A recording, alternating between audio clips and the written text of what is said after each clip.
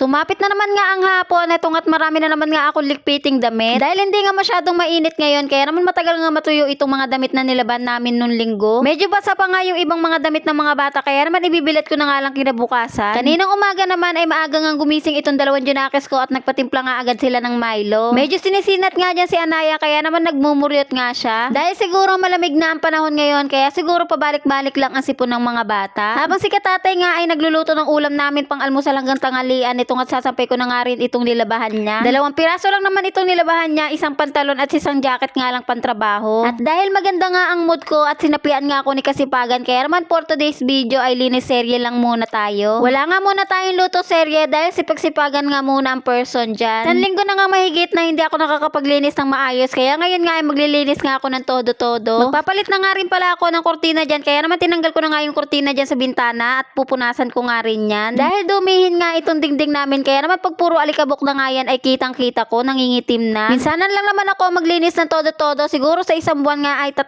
beses lang. Pasensya na nga kayo dito sa buhok ko, kahit nakaipit nga siya ay bukol-bukol nga yung mga buhok niya. Hindi kasi ako nagsusuklay at diretso ipit na nga ako pagising ko sa umaga. Nakakatikim nga lang ng suklay itong buhok ko pagtapos ko nga maligo at pag-aalis. Hindi kasi ako masyado nagsusuklay at naglalagas nga yung buhok ko, ewan ko ba kung bakit. Pero marami nga ang nagsasabi na maganda nga daw ang buhok ko at anong shampoo nga daw ang ginagamit ko. Sari-sari shampoo nga ang ginagamit namin, kung ano nga ang mabili namin sa tindahan ay yun na nga lang ang sinashampoo namin. Kaya rin siguro naglalagas yung buhok ko, wala nga kasi kaming permanenteng shampoo. Pinatanggal ko na nga rin kay Tatay yung kurtina dito sa may sala para mapalitan ko na nga rin. Medyo maaga-aga pa naman dyan, kaya naman hindi pa nga napasok si Tatay dahil maaga pa naman. Tapos na rin naman siya maligo, kaya naman magbibisa nga lang siya at kakain. Nagpunta nga kami sa talipapa ng maaga at hipon nga lang din ang binili namin. Si Tatay na nga lang ang nagluto at isisigang niya lang naman yun, nilagyan niya nga lang yan ng kangkong. Saglit lang naman ito maluto mga kananay, kaya naman pagkaluto nga nito ay kumain na nga rin si Tatay. At nang makaalis na nga si Tatay, itong 2 junakis ko naman ang pinakain ko. Sinandukan ko na nga lang sila sa plato para sila na nga lang ang magsubo sa sarili nila. Hindi pa nga ako nakakapaglampaso dyan sa may sala dahil papakainin ko pa nga itong 2 junakis ko at malalaglagan nga ng mumo, malalansahan na naman. Nagpunas-punas na nga lang muna ako dito sa may kalan, pati na nga rin dito sa may dingding. Alam niyo naman si Tatay kapag nagluluto nga yun ay talsik-talsik nga ang mantika. At nang matapos na nga kumain yung 2 junakis ko, hetong at naglampaso na nga rin ako dito sa sala. Araw-araw naman ako naglalampaso dito sa sala at pinaka-exercise ko na nga to tuwing umaga. Lalo na nga pag malangaw, dapat ay lagi naglalampaso sa sahig. At nang matapos na nga ako makapaglinis dito sa loob, ay dito naman nga ako sa banyo maglilinis. Hindi kasi pwedeng hindi maglilinis dito sa banyo dahil nagpapatsi-patsi nga yung kanyang mga tiles. Kulay puti kasi siya, kaya naman kitang-kita ko nga lagi yung dumi. Itong CR lang talaga namin ang hindi pwede laging madumi. Kaya halos araw-araw na nga rin ako naglilinis dito. Kapag napasok nga kami dito na medyo madumi ang paa, madali nga siyang kumapit dito sa may tiles. At nang matapos na nga akong makapaglinis ng banyo, hetong at kumain na nga rin ako dahil nakaramdam na nga rin ako ng gutom. At dahil nakabili nga rin kami ni Katatay ng bagoong, hetong at tinerno ko nga siya dito sa sinigang at napakasarap nga niya. May tira pa nga kanin si Anika at si Anaya, kaya hetong at kinain ko na nga lang din at sayang naman. Tara, kain tayo mga kananay. Thank you Lord sa blessing. Hanggang dito na lang muna nga mga kananay ang video ko. Salamat sa panonood.